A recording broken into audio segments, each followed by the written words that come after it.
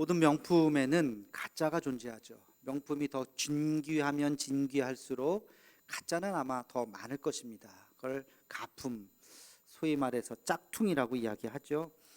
그림도 그래요. 명화가 있는데 명화를 본딴 모조품이 아니라 가짜 그림이 있어요. 제가 그림 몇 개를 보여드릴 텐데 둘 중에 어떤 게 진짜고 어떤 게 가짜인지 여러분 한번 알아맞히기 보시기 바랍니다. 두 개를 동시에 보여드릴 텐데 이쪽에 1번, 이쪽을 2번이라고 그러고 어떤 게 진짜일까요? 그러면 여러분 1번, 2번 한번 큰 소리로 뭐 틀려도 괜찮으니까 큰 소리 한번 말씀을 해보시기 바랍니다. 첫 번째 그림 보여주세요. 저 그림의 제목은 진주 귀걸이를 한 소녀. 귀걸이 하고 있죠. 1번, 2번 진짜가 어떤 걸까요?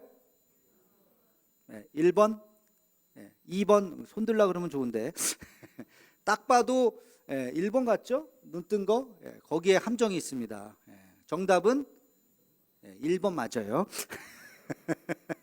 1번이에요. 2번은 가짜예요. 두 번째 그림 보여주세요. 사냥꾼의 귀가. 저게 그림이 잘 보이실지 모르겠는데 사냥꾼이 이제 나무 사이에 사람이 한 명 있는 게 있고 요건 두 명 있죠. 여기 한 명 있고 어떤 게 진짜일까? 1번, 2번 시작. 비슷하게 나오는데 정답은 1번입니다. 1번이 진짜예요. 사냥꾼이 둘이 있어야 사냥을 더 잘할 수도 있겠죠. 브레헬이라고 하는 네덜란드 화가가 그린 사냥꾼의 귀가 1번이 정답이었어요. 그 다음에 세 번째 그림 많이 보던 걸 거예요. 다빈치의 인체 비례도인데요. 이것도 1번, 2번 차이는 뭔지 아시겠죠? 저 위쪽에 뭔가 좀 동그란 게 좀 있는 게 있고 이건 없고 이건 있어요. 1번, 2번 어떤 게 진짜일까요? 2번이 조금 더 많았어요. 정답은 1번이에요. 이것도 저기 있는 게 왠지 진짜 같은데 아니에요. 저것도 1번이에요. 네 번째 그림. 네 번째 그림도 유명한 그림이죠. 보티첼리의 비너스의 탄생, 우피치 미술관에 있는. 제가 실제로 가서 봤어요. 이탈리아에 굉장히 크고요, 웅장하고 압도당하는 그림입니다. 저 그림이. 자, 차이는 뭘까요? 저 위에 나무가 있는 게 있고 없는 게 있어요. 그죠? 어떤 게 진짜일까요? 1번, 2번 시작. 이것도 좀 갈리네요. 나무가 있는 게 있고 없는 게 있는데 정답은 1번이에요. 눈치채셔야죠. 다 1번이구나. 다 1번입니다. 자, 마지막 그림 한번 보겠습니다. 이거는 아시겠죠? 모나리자. 이거 틀린 사람 없겠죠? 자, 한 사람은 눈썹이 있고 한 사람은 눈썹이 없습니다. 정답은 그렇죠. 1번. 이건 어떻게 이렇게 잘하세요? 그 모나리자를 아시니까. 그렇죠? 아마 이 그림을 처음 본 사람, 태어나서 처음 본 사람이 어떤 게 진짜예요? 그러면 당연히 2번이죠. 왜? 눈썹이 있잖아요. 눈썹이 없는 건 미완성 아니에요? 그러겠지만 우리는 저 그림을 너무 잘 알기 때문에 눈썹이 없어야 정상이라고 생각을 하는 거예요. 여러분, 진짜와 가짜가 헷갈리는데 진짜와 가짜를 판별하는 방법 뭐예요? 진짜를 알면 가짜는 드러나게 되어 있어요. 진짜를 모르니까 헷갈리는 거예요. 뭐가 진짜인지. 그렇죠? 여러분 몇 개는 헷갈리셨잖아요. 그렇죠? 모르셨죠? 왜? 진짜 그림이 뭔지를 모르기 때문에. 근데 모나리자 그림은 아니까 바로 알 수 있는 거죠. 여러분, 우리 신앙에도 그대로 적용이 됩니다. 여러분, 신앙도 우리가 진리를 알면 신앙의 가짜를 분별해낼 수 있어요. 신앙의 가짜, 신앙의 짝퉁이 뭐예요? 그게 이단이에요. 이단. 가짜 신앙, 짝퉁 신앙이 바로 이단입니다. 그래서 우리가 진리 안에 거하면 뭐가 이단인지를 분명히 알 수가 있는 거죠. 이단이라고 하는 말을 가만히 보면 한자로 이단은 다를 이 끝 단자입니다. 끝이 다르다는 거예요. 처음엔 몰라요. 처음엔 똑같아 보여요. 근데 가다 보면 달라요. 여러분, 이단도요 십자가가 있고 교회라 그래요. 간판에 무슨 교회 그렇게 해놔요. 저기 하나님의 교회는 이름도 좋아요. 하나님의 교회 얘기하다가 하나님의 교회가 되게 해주시옵소서 그러면 저도 깜짝 놀라요. 자꾸만 이단, 하나님의 교회라는 그 이름을 이단이 가져가 버려가지고 신천지 사실 얼마나 좋습니까? 성경이 나오는 새하늘과 새 땅인데 신천지가 되게 해주시옵소서 그러면 깜짝 놀라는 거예요. 이단이 그 이름을 다 가져가 버렸어요. 아무튼 여러분 교회 안에 들어오면 예배도 드리죠. 똑같습니다. 근데 가만히 보면 달라요. 끝이 다르기 때문에 그렇습니다. 명품 옷, 명품 가방, 가짜하고 이렇게 비교해 보면 똑같아요. 분별 못해요. 전문가들도 막 헷갈려요. 근데 이걸 알 수 있는 방법이 한 가지 있어요. 어떻게 알 수 있을까요? 눈으로 봐서, 만져봐서 몰라요. 만져보고 눈으로 보고 아무리 뒤집어 봐도 똑같아요. 요즘에 가짜가. 언제 알 수 있느냐? 써보면 압니다. 써보면, 오랫동안 써보면. 명품은 변해요, 안 변해요? 안 써보셨어요, 명품? 명품 변해요, 안 변해요? 안 변해요. 그대로. 가짜는 변해요, 안 변해요? 변해요. 옷 한 번만 빨면 이상해져요. 딱 변해요. 제가 명품 버버리 쉐타가 하나 있습니다. 제가 결혼할 즈음에 우리 장인 장모님께서 어디 외국 나갔다 오시면서 사위 준다고 버버리 빨간색 쉐타, 너무나도 색깔이 이뻐요. 그걸 선물로 주신 거예요. 그래서 제가 처음에는 열심히 입고 다녔는데 이제 목사 되고 그러면서 그게 색깔도 진하고 그래서 잘 안 입다가 언제부터인가 성탄절에만 입어요. 이번에도 입었어요. 성탄절에 예배 드릴 때 빨간색 쉐타가 그 쉐타예요. 그게 다 입고 나왔는데 우리 이제 집어넣으려고 보니까 우리 둘째 아이가 이거 버버리 아니에요? 알더라고. 그래, 이거 진짜 버버리예요. 이거 비쌀 텐데. 그럼 비싸지. 얼마인지는 몰라. 그러면서 이거를 자기 달래는 거야. 입겠다는 거예요. 그래서 그래, 이거 언제 샀냐요? 이거 25년도 더 됐지. 근데 그대로예요. 자기가 입고 학교를 한번 가더라고요. 야, 명품은 20년이라고 그 쇠탄데 안 변하더라고요. 그대로 있구나. 여러분, 정통신앙과 이단도 마찬가지입니다. 처음엔 몰라요. 다 똑같다고 생각해요. 그러나 시간이 지나면 달라요. 복음의 진리 안에 있는 교회는 2000년이 지나도록 그 교회는 영원할 줄로 믿습니다. 이단은요, 유행이에요. 한때 화려하게 막 대단한 것 같지만 한 세대가 지나면 한 세대도 아니에요. 싹 사그라져요. 이단들은 없어집니다. 여러분, 우리가 진리 안에 거해야 뭐가 진짜 정통이고 뭐가 이단인지를 알 수가 있어요. 베드로 후서에 집필 동기가 바로 이단 때문이라고 말씀을 드렸죠. 이제 2장에 들어와서 본격적으로 이단에 대한 이야기를 구체적으로 하고 있습니다. 우리 함께 같이 2장 1절 말씀을 같이 읽겠습니다. 시작. 그러나 백성 가운데 또한 거짓 선지자들이 일어났었나니 이와 같이 너희 중에도 거짓 선생들이 있으리라. 여기까지. 거짓 선지자들이 지금까지 일어났었고 너희 중에도 지금 거짓 선지자들이 있다. 그래서 너희를 지금 미혹하게 한다. 그들은 가만히 교회에 들어온다. 조용히. 이단들이 얼굴에 써붙이고 들어오는 거 아니에요. 우리도 있을지도 몰라요. 한때 막 신천지가 대단했다가 코로나 때문에 바짝 움츠러들었다가 지금 다시 막 활기친다는 얘기가 또 있어요. 제가 이렇게 늘 불꽃 같은 눈으로 봅니다. 우리 교인들, 혹시 낯선 분들, 물론 새 가족은 환영합니다만 혹시 이단인가 이렇게 또 보여요. 혼란의 시대에는 언제나 미혹하는 영이 있어요. 혼란의 시대에는, 그 당시에 매우 혼란의 시대였습니다. 첫째는 로마가 이제 전쟁을 앞두고 있었어요. 이스라엘을 공격하는, 이스라엘이 완전히 나라가 멸망하는 그 유대 전쟁이라고 그랬죠. 유대 전쟁을 바로 목전에 두었던 시대였기 때문에 굉장히 어수선했었고, 두 번째는 유대의 지도자들, 특별히 종교 지도자들이 타락했습니다. 예수님께서 복음서에도 말씀하셨지만 그들이 타락을 하고 잘못하고 진리에서 떠나 있었던 것에 대해서 책망을 하셨죠. 세 번째는 기독교에 대한 대대적인 박해가 전방위에서 막 일어나고 있었어요. 유대인은 유대인대로 기독교를 박해했고 로마인은 로마인대로 기독교를 박해했어요. 그 이유가 조금 달라요. 유대인들은 왜 기독교인을 박해했을까요?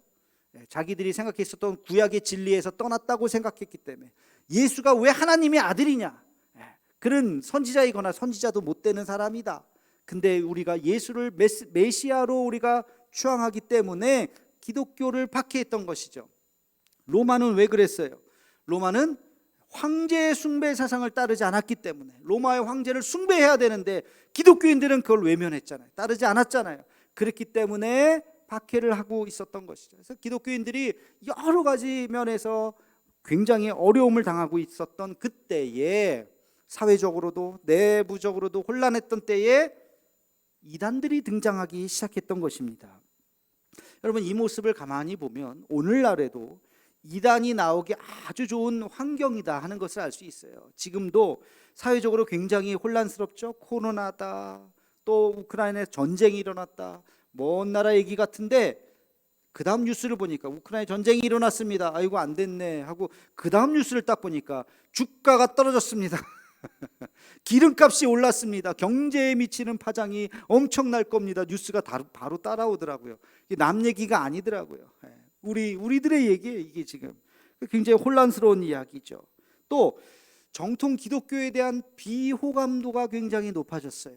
아시다시피 교회에 대한 여러 가지 공격들, 좋지 않은 언론의 보도들, 과장된 보도들 뭐 이런 것 때문에 기독교에 대한 비호감도가 높아졌어요. 세 번째는 교회 안에 결속력이 굉장히 약해졌어요. 지금 모일 수도 없죠. 옛날 같았으면 3부 예배 때 이 정도 나오면 난리 비상입니다. 어떻게 빈자리가 보이나. 그러나 지금도 생각보다 많이 오셨다. 지금 이런 상황, 모임도 할 수 없어요. 소그룹도 지금 할 수 없어요. 오늘도 지금 전도대회 어떻게 해야 되나 연기합시다. 금요시면 어떻게 해야 되나 연기합시다. 결속력이 굉장히 많이 지금 약해져 있는 이런 상황에서 이단들이 판치기 참 좋은 환경이구나 하는 생각을 하게 됩니다. 그래서 우리는 더 신경 바짝 써야 됩니다. 뭐가 이단인지 분별해내야 하는 것이에요. 자, 이단은 어떤 모습일까? 여러분, 이단을 분류하는 아주 중요한 판별법이 있어요. 잘 들어보시기 바랍니다. 이단의 단계가 있는데 네 가지를 생각해. 첫 번째는 성부, 성자, 성령을 생각해요. 첫 번째는 성부에 대한 이해가 다르면 그것은 이단이 아니라 이교, 타종교예요. 하나님에 대해서 어떻게 생각하느냐. 여러분, 예를 들어서 이슬람이 믿는 하나님, 힌두교가 믿는 하나님, 그들도 하나님이라는 존재를 믿거든요. 신을. 그들이 믿는 신과 우리가 믿는 신이 같아요, 달라요? 달라요. 달라요. 그러니까 거기는 이단이 아니라 이교예요. 종교가 다른 거예요. 그들이 믿는 신은 우리가 믿는 하나님하고 다른 거죠. 그건 타종교입니다. 두 번째, 하나님은 같은데 예수님에 대한 신앙 고백이 다르면 그것은 이단이에요. 예수님에 대한 신앙 고백이 다르면 이단입니다. 예수님이 어떤 분이십니까? 우리의 구원자이시죠. 아멘이시죠? 네, 우리의 구원자예요. 근데 그 앞에 수식어가 있어야 돼요.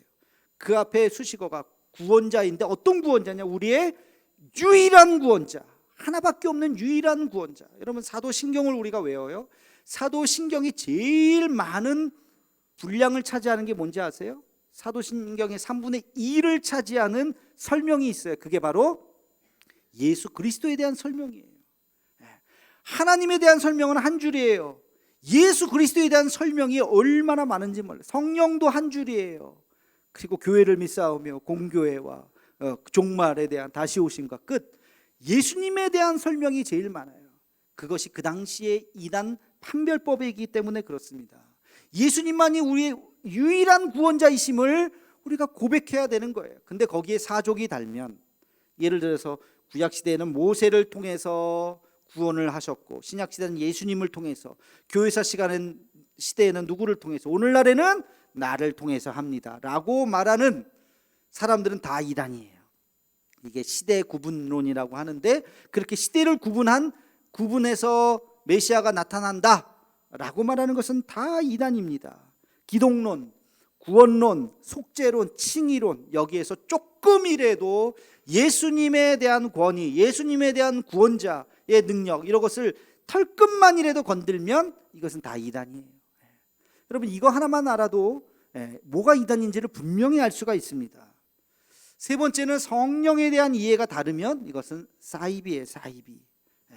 물론 사이비 중에서도 이단도 있고 사이비도 있지만, 성령에 대한, 예수님을 건들면 너무 티가 나니까 예수님은 그대로 놔두고 성령이 바로 나다, 보혜사 성령이 오늘날 나를 통해서 역사한다 라고 주장하는 사람들이 종종 있어요. 예수님은 안 건드리네. 예수님 찬양해요. 근데 자, 오늘은 성령이 나에게 임하셨습니다. 오늘은 나를 통해서, 이 시대는 나를 통해서 역사하십니다. 자기가 성령 하나님이라고 이야기하는 그런 사이비 교주들이 나옵니다. 이것은 잘못된 거죠. 이거 이단하고 똑같은 거죠. 마지막으로 교회에 대한 어떤 행정 상황이 다른 것이 있어요. 그것은 이단이라고 보기보다는 교단의 차이, 교단이라고 볼 수 있어요.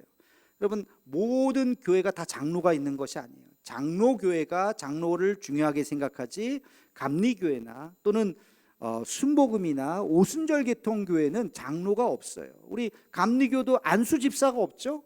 거기는 안수집사가 아니라 권사라 그래요. 그건 우리가 이단이라고 말하지 않고 타교단이라 그러죠. 그죠? 교단이 다른 거예요. 교단의 특징에 따라서 교회 행정 시스템이 조금씩 달라지는 거예요. 옛날에는 세례가 유아 세례, 성인 세례밖에 없었어요. 그래서 10살에 세례 받았는데, 그러면 저 사람은 10살에 세례를 받을 수가 없는데 어떻게 10살에 세례를 받았다는 거죠? 이단 아니야? 잘못된 거 아니야? 생각을 하는데, 이번에 작년 총회 때 어린이 세례를 통과시켰어요. 이제는 전 연령이 다 세례를 받을 수 있어요. 10살, 12살, 11살, 15살 이하도 다 세례를 받을 수 있어요. 올해 그래서 우리가 5월 달에 어린이 세례를 주려고 그래요. 우리가 어린이 세례를 이번에 줘야 되겠다 하는 생각을 합니다. 이거는 교회 행정에 대한 부분이고, 그렇기 때문에 교단에 따라서 조금씩 차이가 있을 수 있어요. 이걸 함부로 이것을 이단이라고 말할 수는 없습니다. 대략 이렇게 네 가지로 구분될 수가 있어요. 예전에는 성부 하나님, 예수님에 대한 이단들이 굉장히 많았어요. 초대교회도 그랬고, 오늘날에는 가만히 보면 성령에 대한 잘못된 이해, 교회에 대한 잘못된 이해 때문에 이단으로 될 가능성이 많은 교회들이 있어요. 서울의 어느 교회는 목사님이 돌아가셨어요. 그러면 다른 목사님을 청빙해서 해야 되는데, 돌아가신 목사님을 그리워해서 그분이 지금까지 했던 설교를 매주 영상으로 예배를 드려요. 그리고 전도도 안 하고 새가족도 없고 그냥 그분들이 예배 드리고 가고 또 그 다음에 또 오고. 근데 희한하죠. 사람들이 줄지도 않는데요. 그 교회가 지금까지 돌아가신 지가 거의 한 10몇 년이 됐는데도 아직까지 그렇게 모여요. 이거를 이단이라고 해야 될지 뭐라고 불러야 될지 말도 안 되는 교회들이 있어요. 지금도 이런 어떤 교회 행정상 좀 차이가 있는, 그렇게 하다가 이단으로 갈 수도 있겠죠. 그런 교회들이 있을 수 있다는 것이죠. 베드로후서에 보면 두 가지의 이단의 특징이 나타납니다. 첫 번째는 예수님을 부인하는 자들이에요. 우리 함께 같이 2장 1절 말씀을 함께 읽겠습니다. 시작.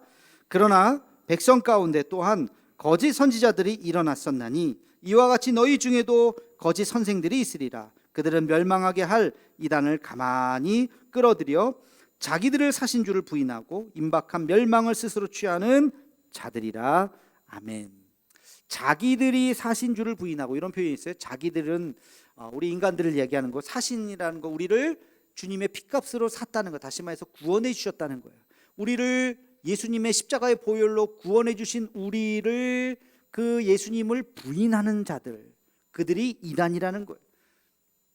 이 베드로 전서 후서도 신약 성경을 전체로 보면 굉장히 후대에 쓰여진 거예요. 근데 후대에 쓰여진 문서들, 요한 1서, 2서, 유다서 이런 데 보면 이 이단에 대한 경계가 굉장히 강조해서 이야기가 나옵니다. 전반에 쓰여진 바울의 책들보다도, 거기도 물론 나오긴 하지만 이 후대에 쓰여진 책들에 보면 이단에 대한, 교회의 이단이 굉장히 침투했다는 것을 느낄 수가 있어요. 우리 한번 읽어보겠습니다. 요한 1서 2장 22절 말씀입니다. 요한 1서 2장 22절 우리 함께 같이 읽겠습니다. 시작. 거짓말하는 자가 누구냐? 예수께서 그리스도이심을 부인하는 자가 아니냐? 아버지와 아들을 부인하는 그가 적그리스도니. 자, 여기서 적그리스도가 누구라고요? 예수께서 그리스도이심을 부인하는, 예수님이 메시아이심을, 하나님의 아들, 하나님이심을 부인하는 자마다 적그리스도다, 이단이다. 자, 요한 2서에는 이런 말씀이 있어요. 요한 2서 1장 7절 말씀을 같이 읽겠습니다. 시작. 미혹하는 자가 세상에 많이 나왔나니 이는 예수 그리스도께서 육체로 오심을 부인하는 자라. 이런 자가 미혹하는 자요 적그리스도니. 자, 여기서 요한 2서에는 적그리스도가 누구라고요? 예수님이 육체로 오심을 부인하는 자, 예수님이 인간인 것을 부인하는 자가 또 이단이라는 거예요. 아까 요한 1서는 뭐라고요? 예수님이 하나님의 아들 메시아인 것을 부인하는 자가 또 이단이고, 이것이 예수님에 대한 두 가지 관점을 이야기하고 있다는 것을 알 수가 있습니다. 유다서에도, 이건 읽지 않고 제가 보겠습니다. 1장 4절에도 보면 홀로 하나이신 주제 곧 우리 주 예수 그리스도를 부인하는 자니라. 예수님을 부인하는 자가 이단이라는 이야기가 계속해서 이야기가 나오고 있습니다. 초대교회는요, 예수님을 바라보는 관점이 두 가지의 관점이 공존했어요. 하나는 예수님은 하나님이지, 근데 하나님이기만 하고 인간은 아니지 라는 관점과, 반대로 예수님은 인간이지 하나님은 아니지 라는 이 두 가지 관점. 그래서 사람들은 어떻게 생각했냐면 예수님을 신에 가까운 인간, 능력이 많은 어떤 막 능력이 있는 그런 인간이에요. 그러나 인간이에요. 신에 가까운 인간이라고 생각하는 사람들이 있었고, 반면에 인간의 감성을 가진 그리스 로마 신화에 보면 막 미워하기도 하고 싸우기도 하고 질투하기도 하고 그런 신들이 있잖아요. 인간의 감성을 가진 신이라고 보는 사람들이 있었어요. 근데 오늘 말씀에 보면 이 두 가지가 다 이단이라는 거예요. 두 가지가 다. 우리의 신앙 고백은 뭡니까? 예수님은 온전한 하나님이요. 따라해 봅시다. 예수님은 온전한 하나님이요, 온전한 인간이시다. 아멘이십니까? 아멘. 이 두 가지가 모순되어 보이지만 이 두 가지가 진리인 것이에요. 예수님은 온전한 하나님이시고 동시에 완벽한 인간이셔요. 여러분, 만약에 예수님이 인간이기만 하다면, 능력이 많건 적건 인간이기만 하다면 십자가의 보혈의 은혜가 그게 무슨 효력이 있겠습니까? 예수님이 죄가 없으신 하나님이시기 때문에 그 십자가의 보혈이 우리의 모든 죄를 사해 주시는 것이지, 예수님이 인간이라면 그 한 사람의 십자가의 능력이 어떻게 수많은 인류를 구원할 수 있겠어요? 그거는 있을 수가 없어요. 반대로 예수님이 하나님이시기만 한다면, 인간이 아니라고 한다면, 예수님께서 고통스럽게 기도하시고 십자가 달리시면서 아파하시고 눈물 흘리시고 했던 게 뭐예요? 다 쇼예요. 쇼. 아프지도 않으면서 아픈 척하고 내가 너를 사랑한, 내가 너를 안다. 예수님 인간도 아닌데 우리 인간을 어떻게 알겠어요? 이것도 말이 안 되는 거죠. 예수님은 온전한 인간이셨어요. 진짜 고통당하셨고 정말 아프셨고 정말 눈물을 흘리셨고, 그래서 내가 너를 안다. 그 사랑이 진정한 사랑인 것입니다. 예수님은 진짜 하나님이시고 진짜 인간이시다라고 하는 것, 이 두 가지가 다 정통신앙교리인 것이죠. 그게 아까 요한 1서, 요한 2서에 나오는 거예요. 이 둘 중에 하나를 강조하다 보면 이단이 되는 것입니다. 여러분, 오늘날에도 바로 이것이 이단의 분명한 기준이에요. 예수님이 우리의 유일한 구원자이시다라고 하는 것을 부인하는 자마다 이단인 것입니다. 내가 메시아라고요? 자기가 뭐 대단한 사람이라고요? 여러분, 신천지 교리를 몰라도 신천지의 이만희의 이자만 딱 들으면 저거 이단이구나. 하나님교회 안상홍 증인의 안상홍의 안자만 딱 들어도 저건 이단이구나. 답이 딱 나오셔야 돼요. 뭐 이렇게 뭐 자꾸 들어볼 것도 없어요. 어떤 한 사람을 강조하는 순간 그건 다 이단이에요. 목사님들 중에 훌륭하신 분들이 있죠. 그러나 목사는 주의 종일 뿐입니다. 그 직을 가질 때 최선을 다하는 거예요. 저도 마찬가지고, 한국의 대한민국의 모든 목회자들은 그 사람이 개척을 했던 뭘 했던 하나님 앞에 충성스럽게 일하고 그 직을 떠나면 하나의 죄인인 인간으로 돌아가는 거예요. 아무것도 아니에요. 여러분들도 마찬가지예요. 직을 가졌을 때 충성을 다해서 일하는 것이요, 그 직을 떠나면 아무것도, 우린 죄인인 것입니다. 근데 자기가 뭐 대단한 것처럼 얘기하는 순간 다 이단이에요. 다 그 교만함에 빠지는 거예요. 여러분, 그래서는 안 되는 것이에요. 하나님 앞에 쓰임받을 때 감사하고, 나를 써주시는, 벌레만도 못한 나를 써주시는 나를 감사합니다 하고 하나님 앞에 나아가는 것, 이것이 진정한 신앙인 줄로 믿습니다. 자, 두 번째, 윤리적으로 바르지 않으면 그것은 이단입니다. 여러분, 이단들은요, 윤리적으로 보편적이지가 않아요. 옛날에 인신제사를 드린 거, 그게 한 부족에서는 그럴 수 있어요. 어린아이를 잡고 뭐 인신제사를 드린, 그러나 그것이 결코 진리가 될 수 없습니다. 진리는 뭐죠? 어느 시대, 어느 장소, 어느 민족, 어느 세대나 관계없이 통용되는 것이 진리인 것이에요. 여러분, 기독교는 진리예요. 2000년 전 유대 땅에서만 통용되는 것이 아니라 로마에서도 2000년 후에 오늘날 우리에게도 똑같은 그 가치가 우리에게 존귀하게 다가오는 진리의 말씀인 것입니다. 이것을 보편적인 윤리의식이라 그래요. 보편적인 윤리의식을 가져야 비로소 고등종교, 세계적인 종교가 될 수 있는 거예요. 이걸 이렇게 설명할 수가 있어요. 어느 집에서 김치가 너무 맛있어요. 가끔 그런 집 있죠. 예. 그 집안의 내력 비법. 김치가 너무 맛있어. 그래서 손님들을 초대하면 이 집 김치가 정말 맛있어요. 예, 칭찬을 넘어서서 이거 한번 판매해 보세요. 대박이에요. 너무 그런 소리를 들으니까 가족 회의를 해서 야, 우리 집 김치가 맛있긴 맛있는 것 같은데 이거 그럼 우리가 사업을 한번 해보자. 대박 터질 것 같다. 자, 사업을 하는 순간 뭘 해야 될까요?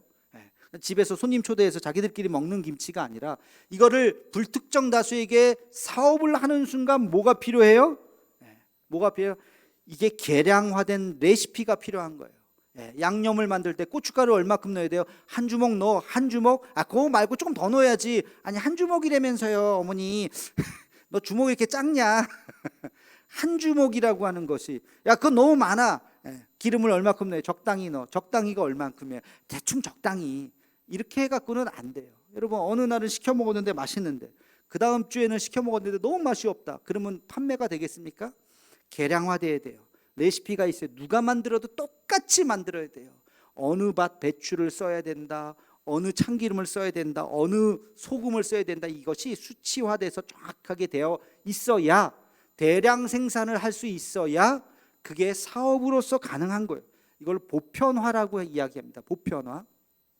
여러분 수많은 어떤 종교들이 있을 수 있어요. 근데 그것이 자기네 부족에서는 진리일 수 있어요.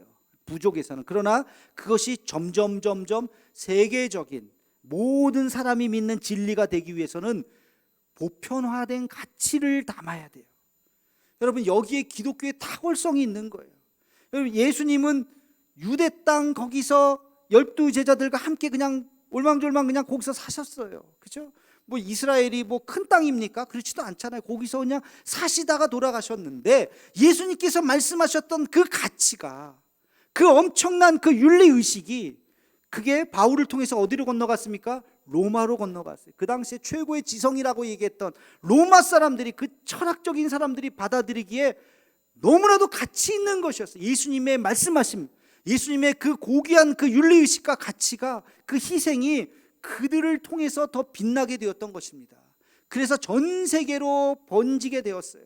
이것은 오늘날 우리도 예수님의 성경 말씀 2000년이 지난 달나라를 가는 이 시대에도 이 말씀을 보면서 우리가 하나님의 말씀으로 받아들일 수 있는 엄청난 진리가 그 안에 농축되어져 있는 것입니다. 여러분 그게 사랑의 가치요, 정의의 가치요, 겸손과 인내와 섬김과 환대와 감사와 선함과 충성, 순종, 이러한 가치들이 다 이 성경 안에 녹아져 있는 것입니다. 여러분 여기에 거짓을 칭찬한다고요? 신천지는 거짓말로 전도한다 그러죠. 거짓말로 전도하는 것이 그게 진리이겠습니까? 그게 있을 수가 없는 거예요. 살인, 부정, 미움, 전쟁 이런 것들은 우리가 피해야 할 가치다라고 성경에서는 이야기하고 있습니다. 여러분 예수님의 가치가 유대 문화를 통해서 로마의 문화에서 꽃을 피우고 전 세계로 로마의 국교가 되고 온 세계에 하나님의 복음의 진리를 드러나게 되었던 것이죠. 시간이 지날수록 명품은 가치가 드러난다 그랬어요. 시간이 지날수록 예수 그리스도의 말씀하신 이 성경의 이 진리는 더 빛나는 것입니다. 그러나 이단은 그 한순간에만 유행처럼 살아났다가 다 사라지는 것이죠. 이 복음의 가치를 어디에서 담아내고 있습니까? 교회에서 담는 거예요. 교회 안에 예수 그리스도의 그 은혜의 복음의 진리가 담겨져 있는 것입니다. 그리고 우리가 이것을 이웃에게 전해야 되는 거예요. 이 아름다운 가치, 예수님의 숭고한 십자가의 정신을 우리는 이웃에게 전하는 것입니다. 그래서 그 진리 앞에 수많은 사람들이 죄의 사슬을 벗어버리고 예수 그리스도 앞에 나올 수 있도록 그 사명이 우리에게 맡겨져 있는 줄로 믿습니다. 교회가 교회답지 못할 때 사람들은 이단에 현혹되어 있어요. 이단이 많아지면 우리는 회개해야 돼요. 교회가 교회답지 못했구나. 우리가 이 진리를 들어야지 못했구나. 교회가 교회다워질 때, 예수 그리스도의 그 복음을 온전히 전할 때 이단은 사라지게 될 것이고 이 땅은 하나님의 나라로 변화가 될 줄로 믿습니다. 이 사명을 온전히 감당할 수 있는 우리 대도의 가족들 되기를 주님의 이름으로 축원합니다. 기도하겠습니다. 사랑의 하나님, 오늘 말씀을 통해서 정통과 이단의 차이를 알게 해주심을 감사합니다. 오직 예수 그리스도만이 진리인 것을 깨닫게 하여 주옵시고, 바른 윤리의식, 바른 가치관을 가지고 교회를 통해서 이 복음의 진리를 드러낼 수 있는 우리 모두가 되게 하여 주시옵소서. 예수님의 이름으로 기도하옵나이다. 아멘.